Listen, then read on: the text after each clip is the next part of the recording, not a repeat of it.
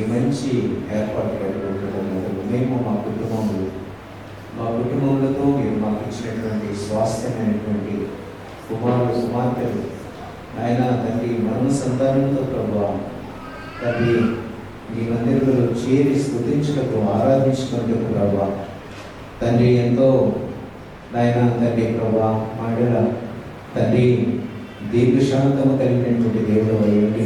పాపములో శాపములో నశించిపోతున్న మమ్మల్ని చూచి మీ ప్రియ కుమారుడైనటువంటి యేసుక్రీస్తు ప్రభుని ఈ లోకములకు పంపించడం ద్వారా మా బ్రతుకులు మార్చి ప్రభా మీ వాక్యము మా దగ్గరికి తెచ్చి వాక్యములోని సత్యమును మాకు తండ్రి మాకు నేర్పించి నాయన తండ్రి బ్రతకమని మీరు మాకు ఆజ్ఞాపించారు దేవా, మీకు కృతజ్ఞతలు స్తోత్రాలు. మా ప్రభా ఇదిగో తండ్రి ఈ గ్రామంలో అనేక మంది దేవుని వాక్యం మేలు పొందినందుకు కృతజ్ఞతలు ప్రభా.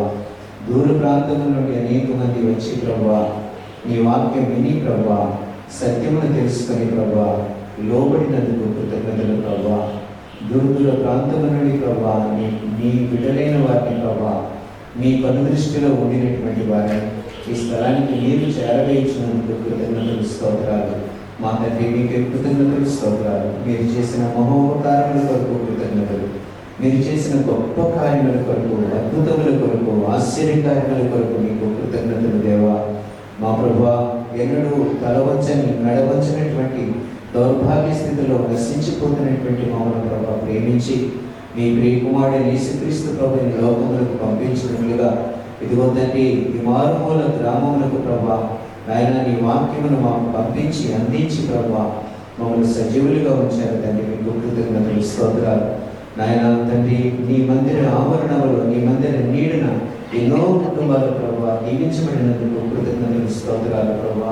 నాయన దీనులమై నమ్మకస్తులమై దేవా తండ్రి మీ సన్నిధిలో దొరికే సకల సంతోషములకు మేము వారసులమగునట్లుగా వారిని అనుభవించినట్లుగా కృపచూపి దీవించమని, సంఘమును దీవించి బలపరచమని, భద్రపరచమని యేసు నామమున అడుగుచున్నాము తండ్రి. ఆమేన్. ప్రియులారా 28వ పాట ఆరాధన పాట పుస్తకంలో 28వ పాట 195వ పేజ్ 195వ పేజీలో 28వ పాట మహిమ ప్రభునికి ఘనత ప్రభుత్వ పాట మనం కలిసి పాడుకుందాం ప్రతి మంత్రులతో. దయచేసి ఓకే స్క్రీన్ వచ్చింది కాబట్టి మరి చప్పట్లు కొడుతుంది. దయచేసి చప్పట్లు కొడుతూ పాడుకుందాం ఉదయమంతటితో. మహిమ ప్రభునికే ఘనత ప్రభునికే మహిమ ప్రభునికే ఘనత ప్రభునికే స్తుతులు వందనాలు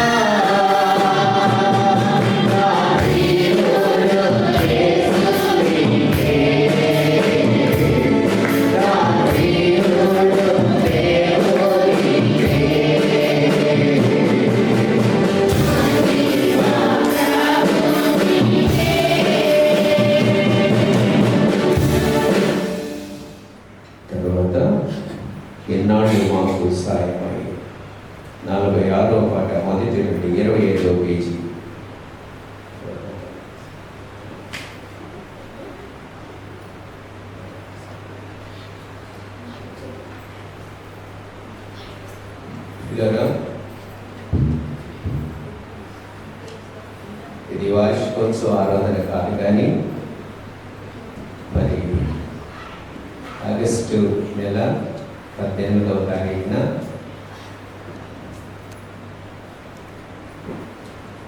1999వ సంవత్సరం మనము ఒక చిన్న మందిరాన్ని ఇక్కడ ప్రతిష్టగా దేవునికి చేశాం. ఇలా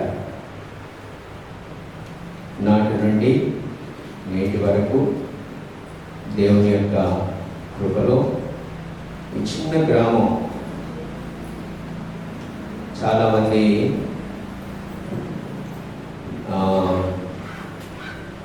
తెలియని ప్రాంతానికి, వాళ్ళ గురించి వాళ్ళు తెలియకుండా ఉండేటువంటి ప్రాంతానికి వెళ్ళి సేవ ప్రారంభిస్తారు. వారు ఏంటో తెలియదు, వాళ్ళ గతం ఏంటో తెలియదు. క్రొత్త వారి మధ్య ఆర్భాటమైనటువంటి దేవుని పరిచర్య జరిగిస్తూ ఉంటారు. మంచిది, తప్పు కాదు. కానీ ప్రభువు నన్ను పిలిచినప్పుడు ఇక్కడ ఈ మందిరాన్ని నిర్మించమని చెప్పారు. తర్వాత నేను చెప్తాను, వాక్యానికి ముందు కొన్ని అనుభవాలు చెప్తాను. మనకి ప్రత్యేకమైన వార్షికోత్సవ ఆరాధన లేదు కాబట్టి మనందరం కలిసి 45వ పాట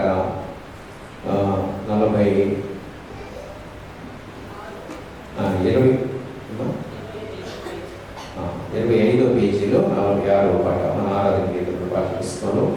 ఇన్నాళ్ళు మాకు సాయమని ఈ పాట పాడుతున్నాం. ఇన్నాళ్ళు మాకు సాయమై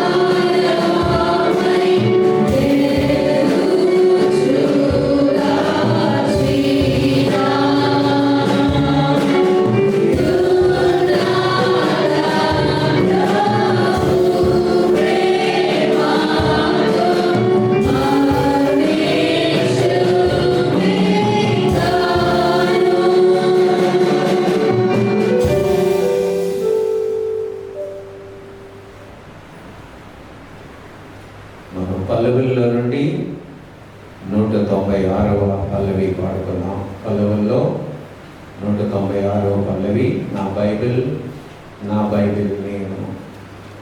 196వ పల్లవి, 163వ పేజీలో 196వ పల్లవి. దయచేసి హృదయమంతుడితో పాడుకుందాం.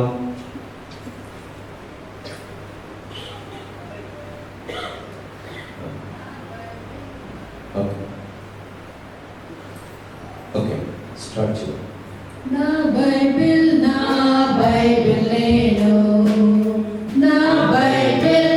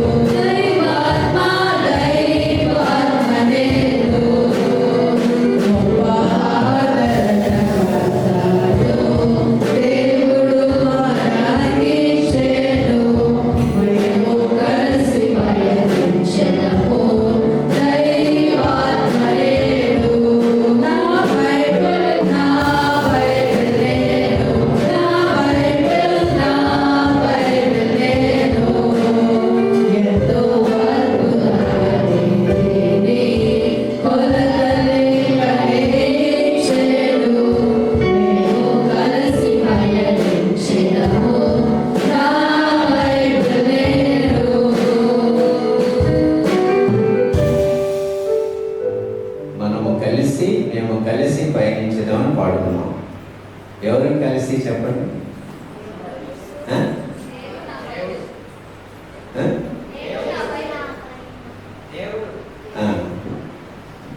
ఇంకా బైబిల్ ఎవరు? అంతేనా? వాక్యమే బైబిల్. వాక్యం ఎవరు? చూడండి, దైవాత్మ నేను, నా యేసు నేను, నా బైబిల్ నేను. కలిసి ఎప్పటి వరకు ఈ భూమి మీద మనం బ్రతికినంత కాలం మన పిలుపు మనకి వినబడి వరకు. ఎవరు పిలుస్తారు మనల్ని?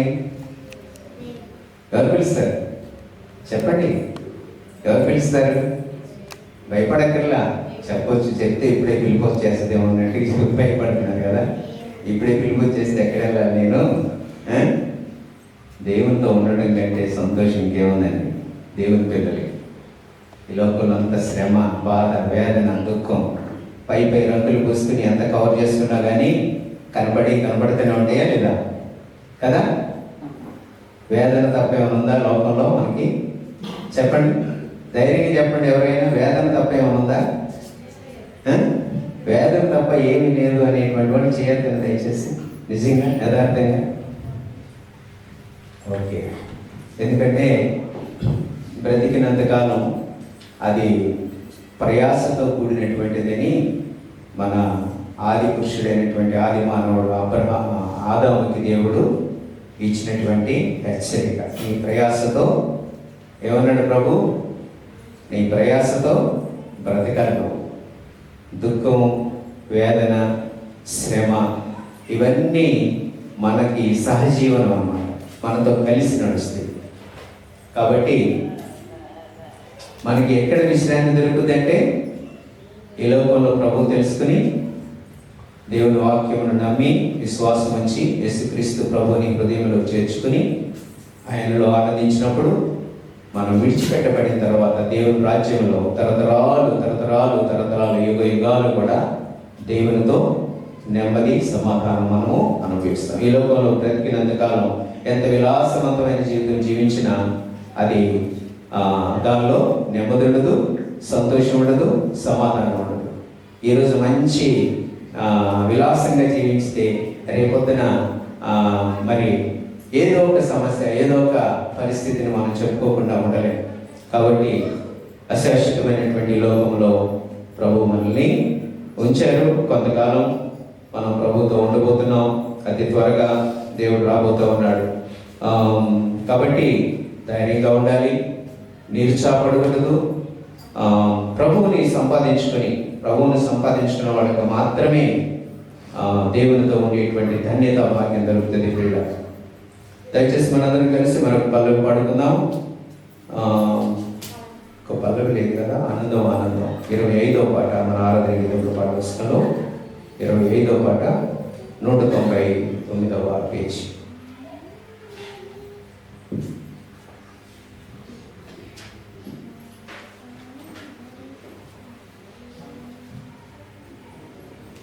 ఆనందం ఆనందం దినదినం ఆనందం. 194వ పేజీ, దయచేసి క్షమించండి.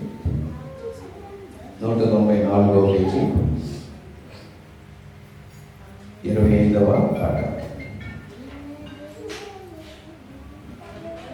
దయచేసి పాడదాం.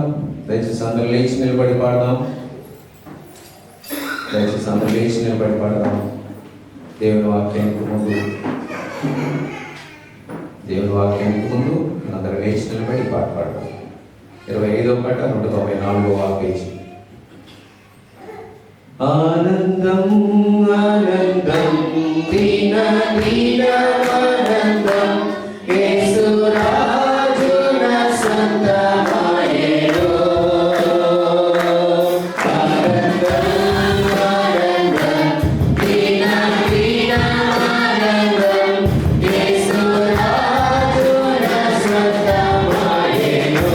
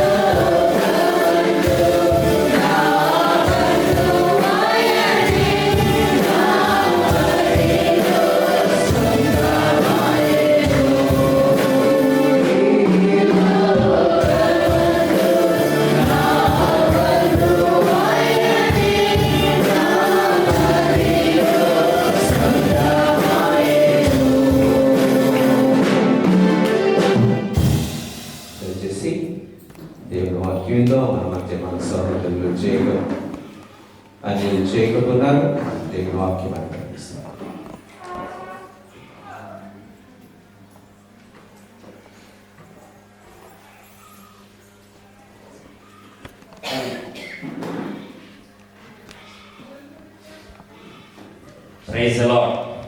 ప్రైజ్ లార్డ్ అన్న. దేవునామం బట్టి మేము అందరికీ వందనాలు తెలియజేసుకుంటున్నాము, ప్రార్థన చేసుకుందాం. పరిశుద్ధమైన తండ్రి, ప్రేమలు యేసు ప్రభువా, మీరు ఇచ్చినటువంటి ఈ పరిశుద్ధ దినం కొరకు మీకు వందనాలు తెలియజేసుకుంటున్నాం ప్రభువా. కృప కలిగిన దేవా తండ్రి, నిజమే మీరు మమ్మల్ని భద్రపరిచి నాయన మీ యొక్క తండ్రి వెలుగులో 26 సంవత్సరములు ప్రభువా తండ్రి నాయన మా అందరికీ మీరు పంచిన ఈ వెలుగు బట్టే మీకు వందనాలు ప్రభువా. తండ్రి మీకే వందనాలు తెలియజేసుకుంటున్నాం ప్రభువా. నిజమే ఎక్కడెక్కడ ఎలాంటి ప్రాంతాల్లో ఉండవలసినటువంటి మమ్మల్ని ప్రభువా తండ్రి ఈ గ్రామంలో ప్రజలు ఎలాగ జీవించేవాళ్ళు మాకు తెలియగానే ప్రభువా మీరు ఇచ్చిన వెలుగుని బట్టి మీకు వందనాలు తెలియజేసుకుంటున్నాం నాయన. తండ్రి 26 సంవత్సరాలు ప్రభువా తండ్రి నాయన మీరు కాపాడారు. సంఘంలో ప్రభువా తండ్రి క్రీస్తు అనే బండ మీద మీరు కట్టారు ప్రభువా, మీకు వందనాలు తెలియజేసుకుంటున్నాం. ఈ ఉదయకాల సమయంలో నాయన ఈ వాక్యానికి తండ్రి నాయన వినడానికి వచ్చి ఉండగా ప్రభువా పరిశుద్ధాత్మ దేవా మీరు మా మధ్యలో రండి ప్రభువా. మీరు తండ్రి మీ ఆత్మతో నింపి మీ వాక్యమును ప్రభువా ఇవ్వడానికి సహాయం చేయండి. నా మాటలు కాదు ప్రభువా, నా యొక్క సొంత తలంపులు కాదు కానీ ప్రభువా మీరు మీ ప్రజలను ఉద్దేశించి ఏమైతే మాట్లాడాలనుకున్నారో ప్రభువా మీ మాటలు మాత్రమే నా యొక్క ఉంచుకొని పెట్టుకుంటున్నారు. మీరు సహాయం చేయండి. నన్ను మీ శిలువ చాటున మరుగుపరిచి తండ్రి మీరు మాత్రమే మహిమా ఘనత ప్రభావాలు పొందుకోమని యేసు నామమును బట్టి వేడుకొంచున్నాం తండ్రి, amen. Praise the lord. Good morning. వినపడలేదు. Praise the lord. Good morning. మీకోసం తెచ్చాను, నా కోసం నేను దాటానికి కాదు, మీకోసం తెచ్చాను. యాక్చువల్గా కరెంట్ ఉంటే కొన్ని స్లైడ్స్ వేద్దాం అనుకున్నాను. కొన్ని కారణాలు బట్టి కరెంట్ లేకపోవడం వలన అవి మనం వేయలేకపోతున్నాం. పర్వాలేదు, అయినా కానీ ఏం జరిగినా కానీ దేవుడు ఇచ్చినటువంటి మంచి వాతావరణాన్ని బట్టి దేవుడికి ఉందని తెలియజేసుకుంటున్నాను. ఒక చిన్న గేమ్ ఆడదామా? రెడీయా గేమ్ ఆడటానికి? వాక్యానికి గేమ్ ఆడటానికి రెడీ ఉన్నారా?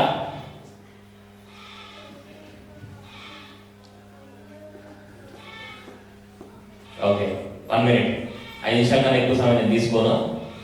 నాకు ఎవరైనా ఒక అబ్బాయి ఒక అమ్మాయి లేదంటే ఒక ఆంటీ ఒక అంకుల్ ఇక్కడికి రావాలి, నాకు ఒకరు కావాలి. ఎవరైనా కానీ మీ ఇష్టం, వాలంటీర్స్. యాక్చువల్గా యంగ్ పీపుల్ వెళ్తూ ఉంటున్నాను. సో మెనీ యంగ్ పీపుల్ ఇవాళ అటెండ్ అయ్యారు కాబట్టి సో ఇవాళ మీ ఛాన్స్ మీదే. వాళ్ళంతా ఆంటీ అంకుల్స్ అంతా ఇవాళ ప్రతిసారి యవనస్తులే పిలుస్తున్నారు, యవనస్తులకే చెప్తున్నారు, యవనస్తులకి వెళ్తాయి. ఇప్పుడు మాకే వాళ్ళు మీరు గట్టిగా ప్రార్థన చేసినట్టున్నారు మీరే, అవునా? సో కాబట్టి వాళ్ళంతా మీదే వాళ్ళ. So okay, thank you. So అక్కడ బాస్కెట్ ఉంది చూసారు అందరూ. మనం రివ్యూస్ జరిగినప్పుడు బాస్కెట్ పెట్టి మనం గేమ్ ఆడాం. ఏంటి? Basket ball. ఎవరు రెడీ ఉన్నారు వాళ్ళు బాస్కెట్ బాల్ ఆడడానికి? మొత్తం పిల్లలు కాదు పెద్దలు. పిల్లలకి ఛాన్స్ అయిపోయింది. ప్రతిసారి పిల్లలే కదా, ఈసారి పెద్ద వాళ్ళకి. ఒకళ్ళు ఇటు సైడ్ నుంచి ఒకళ్ళు ఇటు సైడ్ నుంచి. మన టైం లేదు, త్వరగా రావాలి. మీ ఇష్టం ఎవరైనా కానీ, లేదంటే అంకిల్ గారికి పిలిపిస్తారు, పేరు పెట్టి పిలుస్తారు, అంకిల్ గారికి గేమ్ ఆడని చెప్పి. ఓకే అన్న, నా క్లాస్ పెట్టండి ఒకసారి.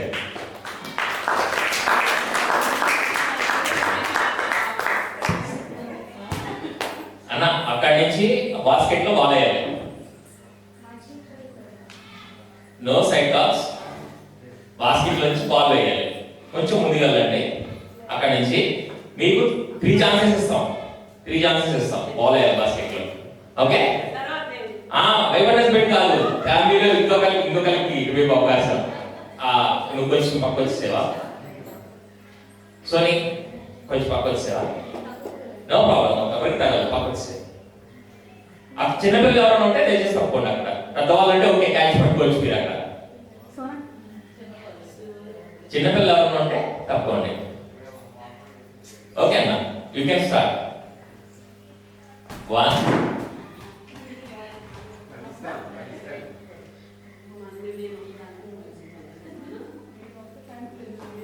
ఇంకా 2 ఛాన్సులు ఉన్నాయి. 2 final chance.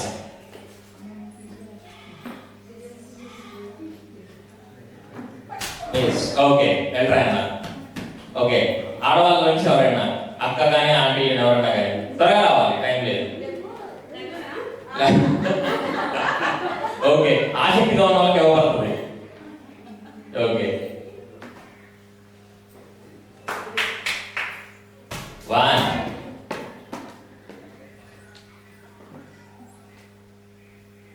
2. Okay, last final chance. Slow.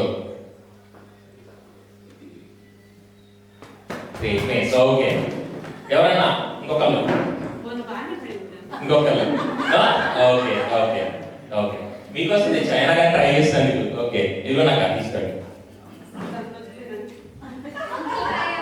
Okay okay, రండి అన్న. ఒకటి అన్నది ఇంకోటి.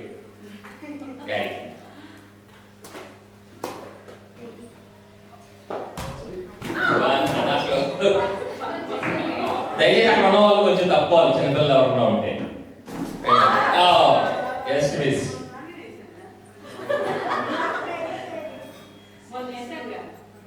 ఓకే ఓకే ఓకే, అయిపోయింది. Thank you. ఇవ్వనా?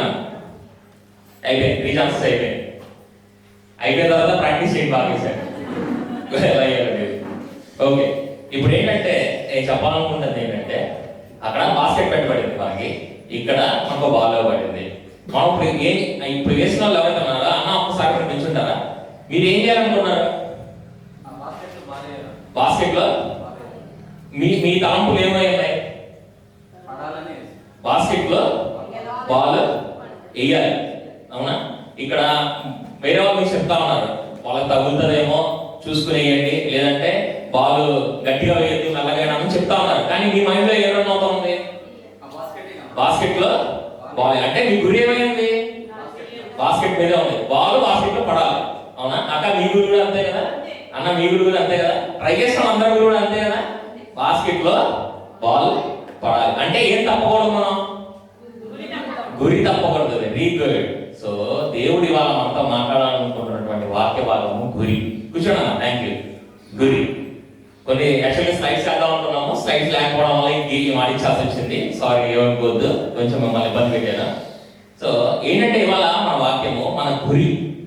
క్రైస్తవులుగా జీవించినటువంటి వాళ్ళము మనము, లేదంటే క్రైస్తవులుగా మారినటువంటి వాళ్ళము, క్రైస్తవ జీవితంలో ముందుకు వెళ్ళాలి అనుకున్నటువంటి వాళ్ళము మనము నిజంగా మనము గురి కలిగి ఉన్నామా? బైబిల్లో గురి కలిగిన వ్యక్తులు ఎలాంటి వాటిని సంపాదించుకున్నారు? గురి లేకుండా వెళ్ళినటువంటి వాళ్ళు ఎలా వెళ్ళారు? గురి కలిగి వచ్చి మధ్యలో తప్పిపోయిన వాళ్ళు ఎలాంటి వాళ్ళు అయి ఉన్నారు? మనం ఒకసారి దేవుని వాక్యంలో నుంచి మనము చూసుకుందాం. మన వాక్య భాగం ఏంటంటే గురి. మనం ఏం తప్పిపోకూడదు? గురి తప్పిపోకూడదు. జాగ్రత్త. దేవుని వాక్యంలో నుంచి 2వ రాజుల గ్రంథము, రాజుల 2వ గ్రంథము 2వ అధ్యాయము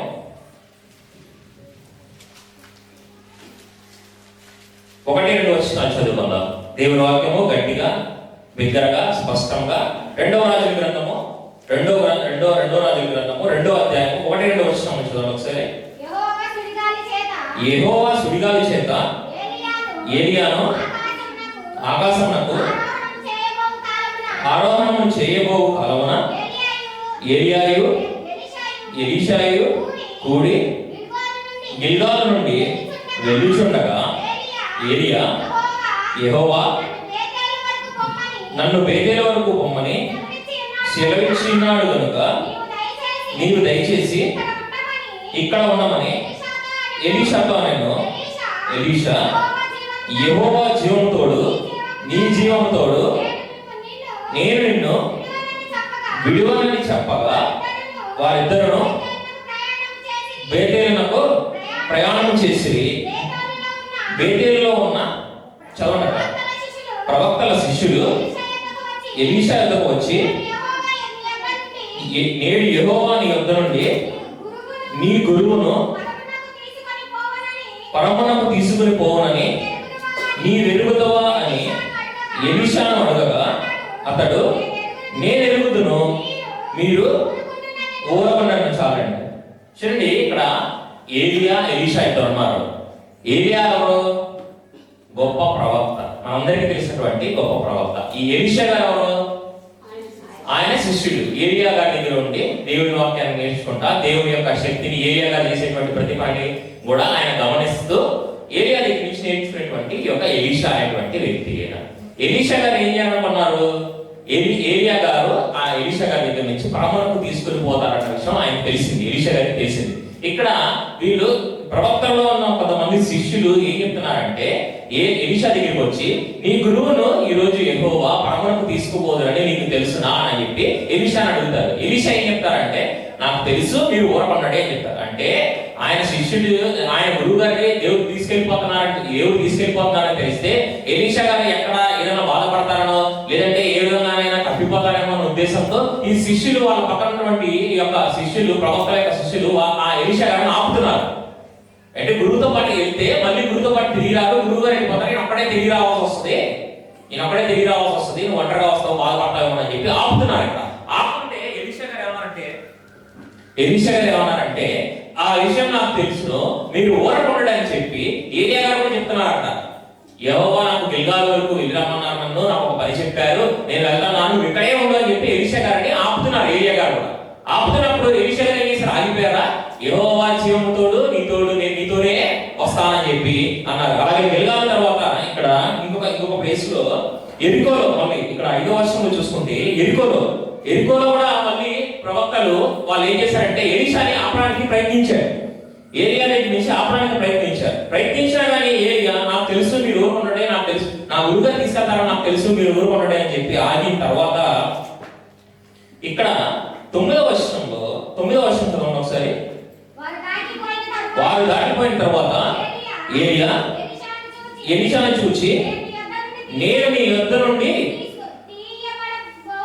తీయబడకపోకముందు నీ కొరకు నేనేమి చేయగలుగుతున్నావు దాన్ని అడుగమని చెప్పగా. చూడండి, ఇక్కడ ఒక మాట కొరకు ఎదురు చూశాడండి ఎలీషా ఒక మాట కోసం ఎదురు చూశాడు.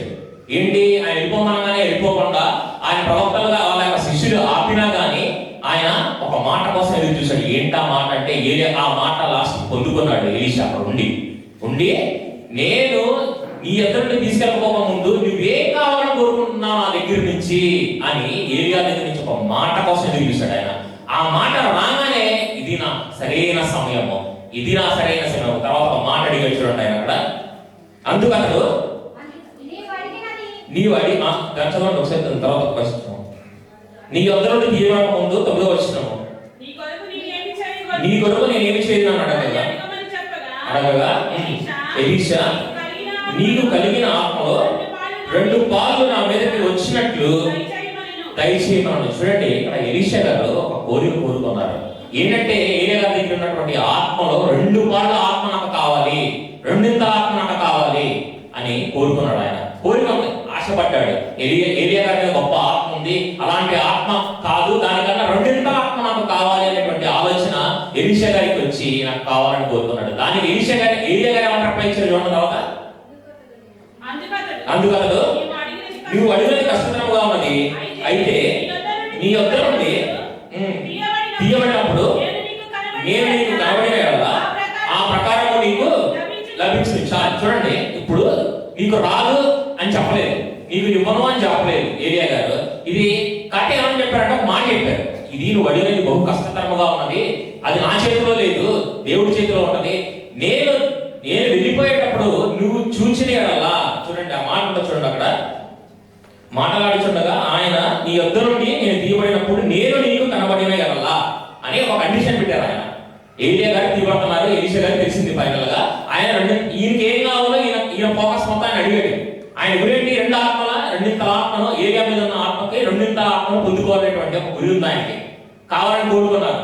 కానీ అది కష్టతరంగా ఉందని ఏలియా గారు చెప్పినప్పుడు ఎలీషా గారు అక్కడ ఆగిపోలేదు. నేనేం చేయాలి 2 ఆత్మ పట్టుకోవాలంటే, ఆ 2 ఆత్మని పొందుకోవాలంటే నేను ఏం చేయాలి అని అడిగినప్పుడు ఏలియా గారు, నేను పరమకు తీసుకెళ్ళేటప్పుడు నీవు నన్ను చూచిన ఎడలా అది నీకు ఇవ్వకూడదు అంటే సొల్యూషన్ కూడా చెప్పారు ఆయన. నీకు వస్తుంది, నువ్వు వస్తుంది, కానీ నీ గురి తప్పిపోకూడదు. నేను వెళ్తున్నప్పుడు నువ్వు చూస్తే కనుక నువ్వు పొందుకుంటావు అని చెప్పినప్పుడు ఆయన చూడండి అక్కడ ఏలియా 12వ వచనం చూడండి ఒకసారి. ఎలీషా అది చూచి, నా తండ్రి ఇజ్రాయేలు వారికి రథములను రౌతులను నీవే అని కేకలు వేసెను. అంతలో ఏలియా అతనికి మరలా కనబడకపోయాను. అప్పుడు ఎలీషా తన వస్త్రమును పట్టుకొని 2 తునకలుగా చేశాడు. చూడండి, ఇక్కడ జరిగింది ఏంటంటే ఆయన ఏలియా గారు వెళ్ళిపోయేటప్పుడు ఆయన గురి ఎక్కడ తప్పిపోలేదండి. ఎలీషా గారి గురి తప్పిపోకుండా వెళ్ళిపోతున్నటువంటి అర్థంతో యెహోవా దేవుడు ఆయన తీసుకెళ్ళిపోతున్నప్పుడు దాన్ని చూశాడు. జస్ట్ స్ప్లిట్ సెకండ్స్ అంటే ఉండేది, దాన్ని చూశాడు ఆయన. అది చూసుకుంటేనే 200 ఆత్మ వస్తుంది, లేకపోతే రాదు. అది కండిషన్ అని ఆయన చెప్పినటువంటి, ఆయన గురువు గారు చెప్పినటువంటి ఆయన అది ఆజ్ఞ. నువ్వు ఎంతో ఆశపడ్డావు 200. చూడండి, మనుషులకి లేదంటే మన క్రైస్తవులుగా ఉన్న వాళ్ళకి రకరకాలైనటువంటి గురువులు ఉంటాయి, రకరకాలైనటువంటి ఫోకసెస్ ఉంటాయి అన్నమాట. ఇక్కడ ఏరియా గారి దగ్గరికి వచ్చినటువంటి ఎలీషా గారికి ఎలాంటి గురి ఉంది? ఆయన మీద ఉన్నటువంటి ఆత్మను పొందుకోవాలనేటువంటి ఆశ గురి ఉంది ఆయనకి. దాన్ని ఎక్కడ తప్పిపోకుండా అది పొందుకునే వారికి ఫస్ట్ ఏం చేశారు, చాలా మంది ఆపడానికి ప్రయత్నించారు. చాలా అన్న బాల్ వేయడానికి వెళ్తుంటే చాలా మంది అన్న బాల్ వేయకుండా ఆపడానికి, అంటే వేయకుండా అంటే ఏదని కాదు, పిల్లలకి తగ్గుతుందేమో, పెద్దవాళ్ళకి తగ్గుతుందేమో, లేదంటే బాల్ స్పీడ్ గా విసిరితే దాని ఫోర్స్ ఎక్కువతుందేమో అని చెప్పి ఆపడానికి అన్న ప్రయత్నించారు. కానీ అన్న అనుకున్నారు, ఆ బాల్ ఏంటంటే బాస్కెట్ లో వేయాలి, నా గురి తప్పకుండా నేను ఆ బాస్కెట్ లో వేయాలి, నా గురి ఎక్కడ నేను తప్పలేదు, తప్పకూడదు అనుకున్నారు. లేదంటే అమ్మో మీకు తగ్గుతుందేమో, అమ్మో మీరు తప్పుకోండి, మీరు తగ్గితే ఇప్పుడు నేను సమాధానం చెప్పాలేమో, లేదంటే వాళ్ళ అమ్మ నాన్న వచ్చి అంటారేమో, లేదా ఇక్కడ ఉన్న వాళ్ళే నన్ను ఏ చూసుకుని కొట్టద్దా అని అంటారేమో. ఇలాంటివి ఏమి మైండ్లో తలంపులు ఎవరికి ఇక్కడ బాల్ ఇస్తున్న వాళ్ళు కాబట్టి లేదండి. బాల్ ఇచ్చేటువంటి వాళ్ళు ఏమన్నారంటే ఖచ్చితంగా నాకు ఇచ్చేటువంటి బాల్ బాస్కెట్ లో పడాలి, నా గురి తప్పకూడదు అనేటువంటి ఆలోచనలో ఉన్నారన్నమాట. అలాగే ఏలియా గారు ఏమనుకున్నారంటే, ఎలీషా గారు ఏమనుకున్నారంటే, ఆయన అక్కడి నుంచి నా ముందు దిగబడకముందు మళ్ళీ అవకాశం నాకు రాదు, ఆఖరి అవకాశం నేను కోరుకున్నాను ఖచ్చితంగా. మనం ఈరోజు ఏం కోరుకుంటున్నాం అండి? దేవుడి దగ్గర నుంచి మందిరానికి వచ్చినప్పటి నుంచి, మందిరానికి రాకమునిపే కానీ, దేవుడి దగ్గరికి వచ్చినప్పుడే కానీ, దేవుని వాక్యాన్ని తీసుకున్నప్పుడే కానీ, ఏదైనా కానీ మన గురి ఎలా ఉంటుంది? మన జీవితంలో మన గురి ఎలా ఉంటుంది? ప్రభు కొరకు నిలబడాలనేటువంటి గురి మనకు ఉంటుందా? ఒక్క ఆత్మనైనా నేను దేవుని కొరకు రక్షించాలనేటువంటి గురి మనకు ఉంటుందా? కొంతమంది, ఒక చిన్న ఎగ్జాంపుల్, కొంతమంది చర్చికి వద్దామని బయలుదేరతారండి. వాళ్ళ గురించి చర్చికి రావడం, మందిరానికి రావడం. కానీ మధ్యలో ఎవరో ఆపుతారు, మధ్యలో ఎవరో ఆపి ఏదో మాట్లాడడానికి ప్రయత్నిస్తారు. వాళ్ళ గురి లోపు తప్పిపోతుంది. నేను మందిరానికి వెళ్ళాలి, ప్రార్థనలో ఉండాలి, దేవుని ఆరాధించాలి, స్థుతించాలి, దేవుని వాక్యాన్ని తీసుకునేటువంటి ఆలోచన తప్పిపోయి వాళ్ళు ఏం చేస్తారంటే పక్కన వాళ్ళతో మాట్లాడేస్తారు. చర్చి సమయం అయిపోతుందని చూసుకోరు, వాక్యం అయిపోతుందని చూసుకోరు. వాళ్ళ గురి తప్పిపోయి ఏం చేస్తారంటే లోకంలో సంబంధించినటువంటి మాటలతోనూ, లోకస్తులతోనూ, లేదంటే ఏదో విధంగా వాళ్ళు అల్టిమేట్ గా వాళ్ళ గురి తప్పిపోయి నానా విధమైనటువంటి వాటిలో వాళ్ళు బంధించి పడిపోతా ఉంటారు, గురి తప్పిపోతా ఉంటారు, ఊరికనే గురి తప్పిపోతా ఉంటారు. నేను మందిరంలో వచ్చి ఎవరు వచ్చినా అక్కడ కొంతమంది ఏం చేస్తారంటే పక్కన వెళ్తే నేను వెళ్ళాలని అనుకుంటారు, వాళ్ళు వస్తే నేను వద్దామని అనుకుంటారు, వాళ్ళతో పాటు నేను కలిసి వెళ్దామని అనుకుంటారు.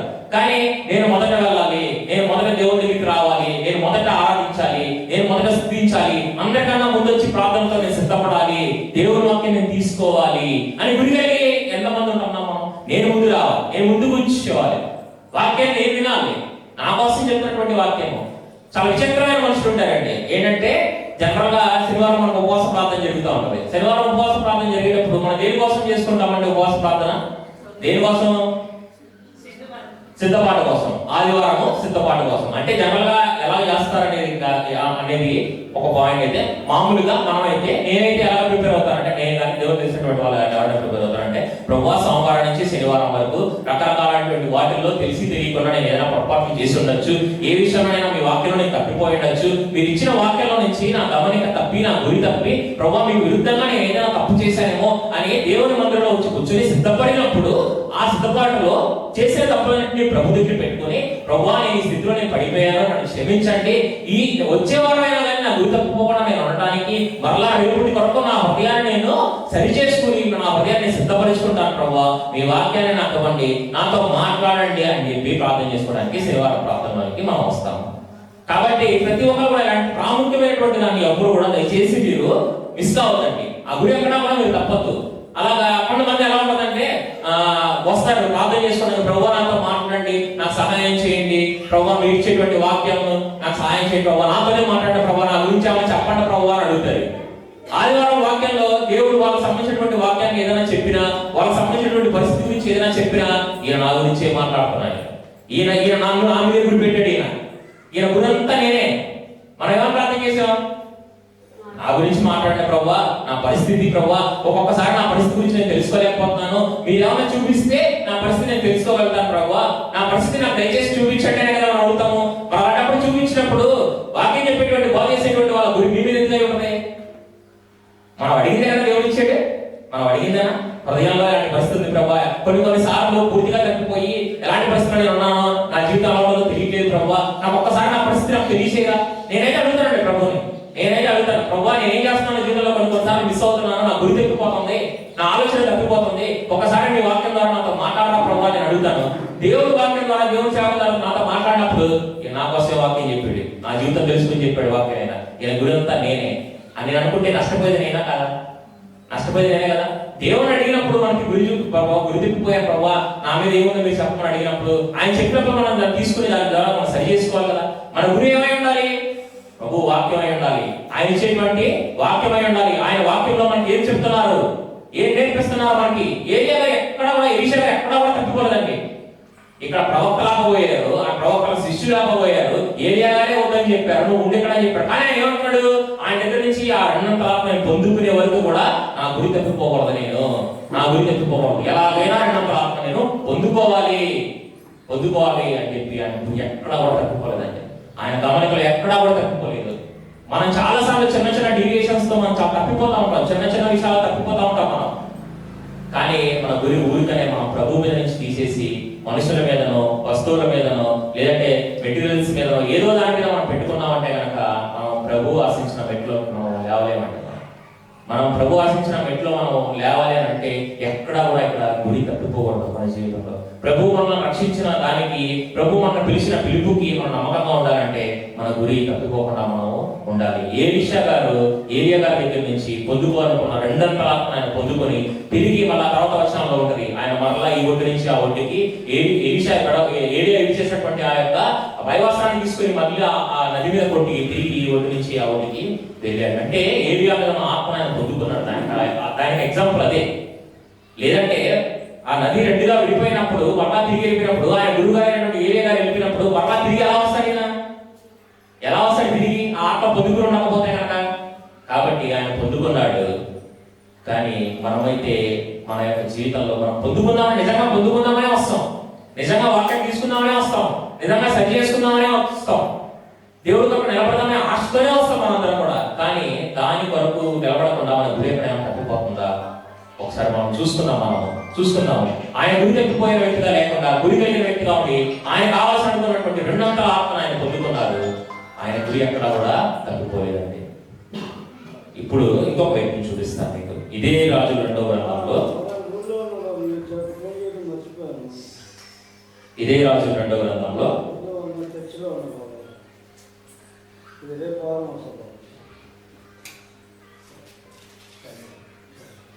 ఒకసారి మనం 5వ అధ్యాయం చూసుకుందాం. 2వ రాజుల గ్రంథం 5వ అధ్యాయము.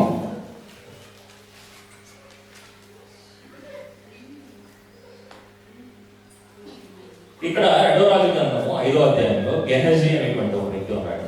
మనందరికీ గెహజీ అనేటువంటి వ్యక్తి తెలుసా? గెహజీ అనేటువంటి వ్యక్తి తెలుసా? అందరికీ తెలుసా? ఎవరండి గెహజీ? నయమాను శిష్యుడా? ఎలీషా శిష్యుడు. ఓకే, ఎలీషా శిష్యుడు.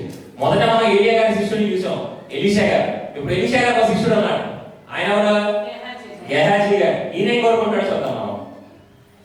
ఇక్కడ నయమాన్ గారికి కుష్ఠరోగం వచ్చినప్పుడు ఆయన ఇక్కడికి వచ్చినప్పుడు ఆ కుష్ఠరోగాన్ని బాగు చేయించుకుని ఎలీషా గారి ద్వారా అది బాగు అయిన తర్వాత ఆయన వాళ్ళ వరకు వచ్చినటువంటి రాజులు ఆయన తీసుకొచ్చినటువంటి ధనాన్ని అందరినీ కూడా ఇక్కడ ఎలీషా గారు ఏం చెప్పారంటే, నాకు వద్దు, ఇవేమీ నాకు అవసరం లేదు, మీరు పొందుకోవాలని వచ్చారు, మీరు పొందుకున్నారు, మీరు క్షేమంగా మీరు వెళ్ళాలని చెప్పి ఆయన చెప్పేస్తే ఇక్కడ ఆయన శిష్యుడు ఒక ఆయన ఉన్నాడు,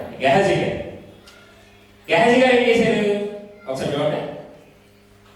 కనబడలేదు, దయచేసి ఒక వాక్యం చదివితే 22వ వచనం చూడండి.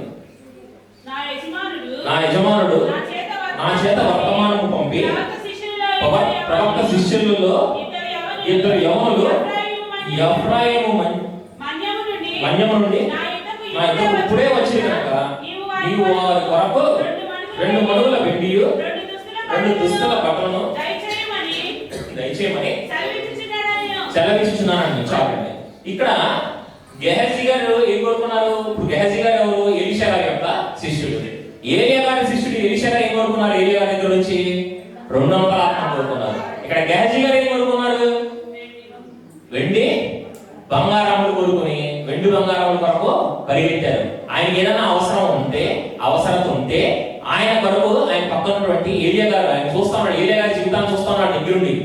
చూడండి, దేవుడి దగ్గర నుంచి నేర్చుకుందాం అనేటువంటి వాళ్ళు, శిష్యరికత్వంగా మేము వద్దాం అనుకునేటువంటి వాళ్ళు, లేదంటే ప్రభు కొరకు నిలబడదాం అనుకునేటువంటి వాళ్ళు, ప్రభు దగ్గరికి వచ్చి నేర్చుకుందాం అనుకునేటువంటి వాళ్ళు ఏం నేర్చుకోవాలనుకుంటున్నారు, ఏం సంపాదించుకోవాలనుకుంటున్నారు అనేటువంటిది మొదటి ఈ యొక్క మాట. ఇక్కడ గెహజీ గారు ఆ బంగారాన్ని వెండిని కూడా కోరుకోవాలని ఆశపడతా ఉన్నారు. అదే ఆ ఇద్దరు యవనుల కొరకు వాళ్ళకి ఏమి లేవన్న విషయము, లేదంటే ఈ గెహజీ గారికి ఏమి లేదన్న విషయం ఎలీషా గారికి తెలీదా? ఎలీషా గారు కావాలనుకుంటే వాళ్ళకి అడిగిన దానికన్నా ఎక్కువ ఇవ్వలేదా? కాబట్టి మనం కూడా దేవుని కొరకు వస్తున్నాము, దేవుని వాక్యాన్ని తీసుకుందాం అనుకుంటున్నాము, దేవుని కొరకు మనం జీవించాలనేటువంటి ఆశతో వస్తున్నటువంటి వాళ్ళము మనము దేవుడిని కాకుండా వేరే ఏదో కావాలని ఇక్కడ గెహజీ ఎలాగైతే వెండి బంగారాలు కోరుకుందాం అనుకున్నారో అలాగే మనలో ఉన్నటువంటి వాళ్ళము, మనలో ఎవరైనా కానీ దేవుని వాక్యాన్ని కాకుండా ఇలాగ వెండి బంగారాలు కోరుకోవడము, లేదంటే వేరేటువంటి వాటిని ఏదైనా కోరుకోవడము, గురి తప్పిపోయి నాకు మీరుంటే చాలు ప్రభువా, మీరుంటేనే నేను జీవిస్తాను ప్రభువా, మీ యొక్క వాక్యం ఇవ్వండి ప్రభువా, తండ్రి మీరు ఒక్కసారి నన్ను కరుణించండి ప్రభువా, నా కుటుంబాన్ని దీవించండి ప్రభువా, తండ్రి నా ఉద్యోగంలో మీరు ఉండండి ప్రభువా అని చెప్పి కోరుకొని దేవుడు వాటి ఇచ్చిన తర్వాత అక్కడి నుంచి వచ్చేసిన తర్వాత దేవుడి దగ్గర మనం ఉంటున్నామా, గురి కలిగి దేవుడి దగ్గర సంపాదించిన మనం వాటి కొరకు కృతజ్ఞత కలిగి ఉంటున్నామా, లేదంటే దేవుడి నుంచి తప్పిపోతున్నామా? ఇంకా ఇవ్వండి ప్రభువా, ఇంకా వెండి బంగారాలు ఇవ్వండి ప్రభువా, ఈ ఉద్యోగంలో వచ్చే డబ్బు సరిపోవట్లేదు ప్రభువా, పొద్దున్న కాదు రాత్రి కాదు ఇంకా ప్రభువా మీకు 24 గంటలు నేను పనిచేస్తాను ప్రభువా, మీ సన్నిధి నాకు అవసరం లేదు, మీకు కూడా తెలుసు కదా ప్రభువా నాకు ఎలాంటి కష్టాలు ఉన్నాయో, నాకు ఎలాంటి బాధలు ఉన్నాయో, నాకు ఎలాంటి ఇబ్బందులు ఉన్నాయో మీకు కూడా తెలుసు కదా ప్రభువా అని చెప్పి ఇంకా డబ్బు కావాలి, ఇంకా ఆశ, సంపాదించుకునే సరిపోవట్లేదు, ఇంకా ఆశ కావాలి, ఇంకా ఎక్కువ కావాలి నాకు, ఎందుకంటే బాగా సంపాదించుకోవాలి. మొదటికేమని కోరుకున్నాము, ఒక రోజు తింటుంటే చాలు ప్రభువా, ఇలా నా కుటుంబాన్ని పోషించుకోలేకపోతున్నాను ప్రభువా, లేదంటే నా జీవితంలో ప్రభువా నాకు ఇది చిన్నది కావాలి ప్రభువా, ఇది కావాలి ప్రభువా అని ఫస్ట్ ఎలీషా గారు ఎలా వచ్చుంటారు, ఎలీషా గారు గెహజీ గారు ఎలా వచ్చుంటారు, అయ్యా ఒక వాక్యాన్ని నేర్పించండి, అయ్యా దేవుడి గురించి చిన్న మాటలు నేర్పించండి, నాకు నా మనసు మారడానికి సహాయం చేయండి, నేను మారమనసు పొందడానికి సహాయం చేయండి ప్రభువా, నేను దేవుడితో నడవడానికి సన్నిహితంగా ఉన్నటువంటి మాటలు నాకు చెప్పండి ప్రభువా, 4 మాటలు చెప్పండి అయ్యగారు చెప్పండి. మనం కూడా అలాగే అడుగుతాం కదా, అన్న ఎలా ఉండాలంటే, అంకుల్ గారు ఎలా ఉండాలంటే అలా చేయాలి, నా జీవితంలో ఈ పాపం పోవాలంటే ఏం చేయాలి, నా జీవితంలో ఈ స్థితిలో నుంచి తప్పించుకోవాలంటే నేను ఏం చేయాలి, ప్రభువుకు సన్నిహితంగా వెళ్ళాలంటే నేను ఏం చేయాలి, ప్రభువుకు దగ్గరగా అతి సమీపంగా ప్రభు స్వరాన్ని వినాలంటే ఏం చేయాలి అని మనం అడుగుతా ఉన్నాం కదా.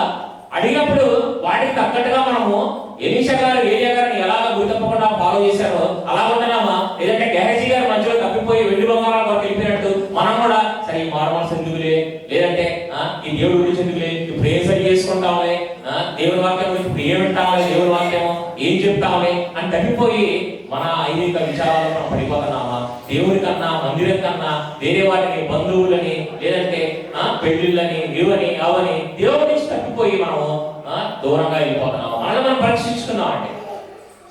పరీక్షించుకుందాం. ఎలీషాలా ఉంటున్నామా, గెహజీలా ఉంటున్నామా? గెహజీ గారికి అలా గురి తప్పిపోవడం వల్ల ఆయన ఏం తెచ్చుకున్నాడంటే, చివరికి ఏం తెచ్చుకున్నాడు, ఆయన పుష్టిగా ఏం చేస్తున్నాడు, ఆయన వెండి బంగారం సంపాదించుకోవడానికి ఇది సమయమా అని చెప్పి అని అడిగి, దీని వలన నువ్వు చేసిన పొరపాటు వలన కుష్టి రోగము నీకే కాదు నీ సంతానికి కూడా వస్తుందని చెప్పి ఎంత నష్టాన్ని తెచ్చుకున్నాడు. కానీ స్టార్ట్ చేసినప్పుడు ఎలా స్టార్ట్ చేశాడు? నేను ఎలీషా గారితో ఉండాలి, దీవెన పొందుకోవాలి, అయ్యగారి దగ్గర 2 మాటలు నేర్చుకోవాలి, కొంతైనా మందిరంలో ఉపయోగపడాలి, కొంతైనా దేవుడి దగ్గర నుంచి నేను ఏదైనా సంపాదించుకోవాలి, నేను దేవుడికి ఉపయోగకరంగా ఉండాలి, మందిరానికి ఉపయోగకరంగా ఉండాలి, నా గ్రామంలో ఉన్నటువంటి వాళ్ళకి నేను దీవెనకరంగా ఉండాలి, మా కుటుంబంలో ఉన్న వాళ్ళ మధ్య నేను ఒక సాక్షిగా ఉండాలి, నా ఉద్యోగంలో నేను ప్రభువుకు సాక్షిగా నిలబడాలి అని స్టార్ట్ చేసినటువంటి వాళ్ళము ఇక్కడ గెహజీ గారు ముందు డబ్బు కొరకు వెండి బంగారాలు ఎలా పరిగెత్తారో అలాగే మనమే మొదటి వాళ్ళ ముందు తప్పు చేసి మనమే వాళ్ళు ప్రభు రాకుండా ఆగిపోవడానికి అడ్డుబంధంగా మనం పడిపోతున్నాం. ఇప్పుడు ఆ గెహజీ గారి పక్కన ఉన్న అందరూ చూస్తారు కదా, ఆయన పక్కన ఆ వెండి బంగారాల మూటలు తీసుకొచ్చి దాయేసినట్టు చెప్తారు, తీసుకొచ్చిన వాళ్ళని ఆ వచనంలో తర్వాత వర్షంలో ఆ 2 మూటలు తీసుకెళ్లి ఎలీషా గారికి తెలియదు అనుకుని ఆ 2 వెండి బంగారాల మూటలు తీసుకొచ్చి దాయేసినట్టు చెప్తారు, పక్కన దాయేసినట్టు చెప్పి ఆయన వచ్చి ఎలీషా గారి ముందు ఇచ్చినప్పుడు ఎలీషా గారు అంటారు, ప్రభువుని మనం మోసం చేయలేమండి, దేవుని మనం మోసం చేయలేము, మనం ఎవరినైనా మోసం చేయవచ్చు, మన తల్లిదండ్రులను మోసం చేయొచ్చు, మన స్నేహితులను మోసం చేయొచ్చు, మన భార్యను మనం మోసం చేయొచ్చు, భర్తను మోసం చేయొచ్చు, ఎవరైనా మోసం చేయొచ్చు, కానీ దేవుడి కన్నుల నుంచి మనం తప్పించుకోలేమండి. మన గురి ఎలా ఉన్నది, మన గురి ప్రకారం మనం నడుస్తున్నామా, గురి తప్పిపోయి దేవుని యొక్క శాపాన్ని మనం తెచ్చుకుంటున్నామా, ఎలా ఉంటున్నామా? నాకు ఏదైనా కావాలనుకుంటే, అదే నిజమైనటువంటి వెండి బంగారం నాకు కావాలనుకుంటే ప్రభు అడిగితే, ప్రభు దగ్గర ఉండవా? సర్వ సంపదలో ఉన్నటువంటి దేవుడికి మనకు సృష్టించినటువంటి దేవుడికి, మనకి ఏం కావాలో తెలిసినటువంటి దేవుడికి తెలియదా? మనకి ఏం అవసరం అవుతాయో, మన పిల్లలకి ఏం అవసరం అవుతాయో, మనకి ఏం కావాలో ప్రభువుకి తెలియదా? మనం ఎలా జీవించాలో ప్రభువుకి తెలియదా? మన కొరకు ఏం జీవించాలో తెలియదా ప్రభుకి? చూడండి, గెహజీ గారు కుష్ఠరోగాన్ని ఆయనతో గురి తప్పిపోయి మంచి మార్గంలో ప్రయత్నించాడు. మంచి మార్గంలో ఉందామని ఆలోచన చాలా బాగుంది.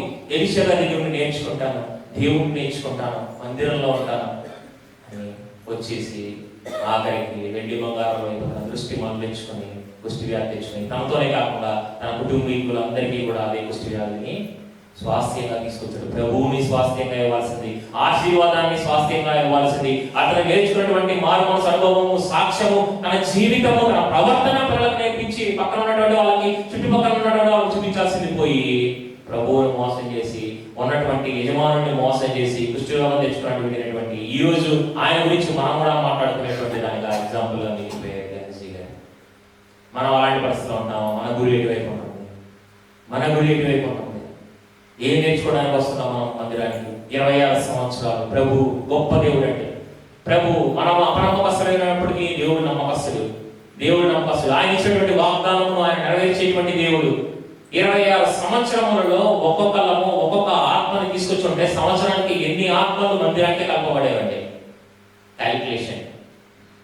Young boys, if one person brings one new soul in 1 year to church, how many new souls will add to church in 1 year?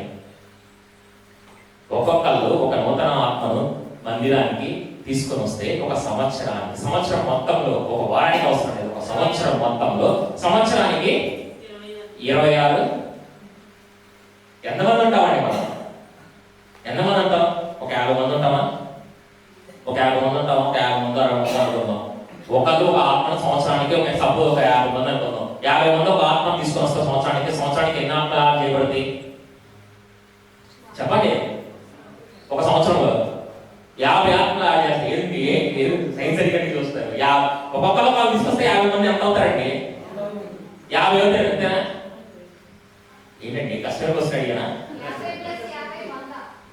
ఒక్కొక్కళ్ళు కొత్త ఆత్మల గురించి మాట్లాడుతున్నారు, నూతనమైనటువంటి ఆత్మలు. ఒకళ్ళు తీసుకొని వస్తే 50 మంది సంవత్సరంలో 50 ఆత్మలు యాడ్ అవుతాయి.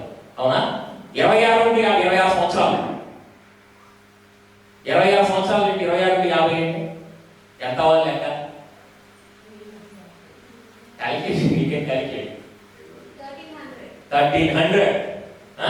చూడండి, అంటే గ్రామాన్ని సంపాదించుకోండి. చూడండి ఎంత క్యాలిక్యులేషన్ కరెక్ట్గా ఉందో. మన గ్రామ ప్రజలు ఎంతమంది? మన గ్రామ ప్రజలు ఎంతమంది అండి? మీరు చెప్పాలి. నన్ను నాయకుడు కూడదు. మన గ్రామ ప్రజలు ఎంతమంది? ఓట్లు వేస్తారు కదండి. ఓట్లు వేసేప్పుడు ఓట్లు లెక్క జరుగుతాయి కదా. మన గ్రామ ప్రజలు ఎంతమంది? 1050 మందో 1100 మందో లాస్ట్ టైం చెప్పినప్పుడు నాకు ఒకళ్ళు కూడా తెలీదా? చాలా విచారం అండి. ఎంత? 13. థ్యాంక్స్ అన్న. మనం అప్పటి నుంచి ఈ రోజు వరకు మనం నూతనమైన ఆత్మను తీసుకొచ్చుంటే 26 సంవత్సరాలు ఎంతమంది వచ్చేవాళ్ళు? లెక్క చెప్పారు కదా. 1300 వచ్చేవాళ్ళ? గ్రామంలో వచ్చేవాళ్ళ? అంటే ఎక్కడ చదువు మన గురి ఎక్కడ తప్పిపోతుంది అంటే సంవత్సరంలోనే ఒక్కలైనా తీసుకురావాలి అనేటువంటి గురి మనకు లేదు. అవునా? నప్పడలేదు. గురి లేదు నా జీవితంలో. అవునా? ఒక్క సంవత్సరంలో ఒక్కలా తీసుకోవాలి ప్రభు అనేటువంటి గురి నాకు లేదు. నేను ఒప్పుకుంటాను ప్రభు అని క్షమించండి, నా యొక్క స్థితిని బట్టి క్షమించండి, నేను అపనమ్మకస్తులుగా ఉన్నాను మీకు అని అనుకోవాలి కదా. మనం అందరం కూడా అనుకోవాలి కదా, నిజంగా అనుకోవాలి కదా. గ్రామాన్ని సంపక 26 సంవత్సరాలు అంటే చిన్న విషయం అంటే 26 సంవత్సరాలు గ్రామం కోసం ప్రభు ఎదురు చూశారు. 26 సంవత్సరాలు ప్రభు గ్రామం వస్తుందేమో 26 సంవత్సరాల క్రితం చేసినటువంటి ప్రారంభించినటువంటి సేవ ఎదురు చూశారు 26 సంవత్సరాలు. మళ్ళా ముందు ఎదురు చూస్తారా? ప్రభు రాకడ అతి సమీపంగా ఉంది. ఎదురు చూస్తారా? అతి త్వరితముగా ఉంది ప్రభు రాకడ. గ్రామంలో ఉన్న వాళ్ళని సంపాదించుకునే ఆశ మనకి లేదా? ఆ గురి మనకి లేదా? మారు మనసు పొంది రక్షణ పొంది ఎక్కడైనా నేను ప్రభు కొరకు జీవిస్తాను, మారు మనసు పొందిన వాళ్ళైతే ప్రభు మీ కొరకు జీవిస్తాను, ప్రభు మీరు చెప్పిన మాట నేను వింటాను, సరి చేసుకుంటాను, మీకు అపనమ్మకస్తులుగా నేను జీవించాను ప్రభు, యథార్థంగా మీరు నిలబడతాను అనేటువంటి గురుందా మనకి?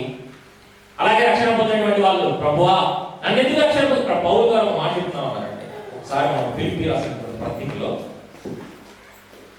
ఫిలిప్పీలో రాసినటువంటి పత్రిక ఒకసారి దేవుని వాక్యం చూద్దాము. ఫిలిప్పీలో రాసినటువంటి పత్రిక 3వ అధ్యాయము 12 నుంచి 15 వరకు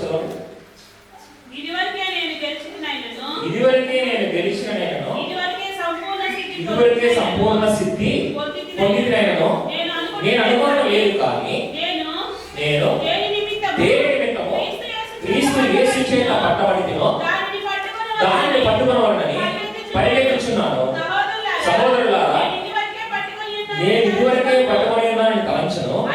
అయితే ఒకటి చేయించున్నాను, వెనుక ఉన్నది మరచి ముందున్న వాటి కొరకై వేగిరపడుచు క్రీస్తు యేసునందు దేవుని ఉన్నతమైన పిలుపునకు కలిగి బహుమానము పొందవలనని గురి యొద్దకే పరిగెత్తుచున్నాను.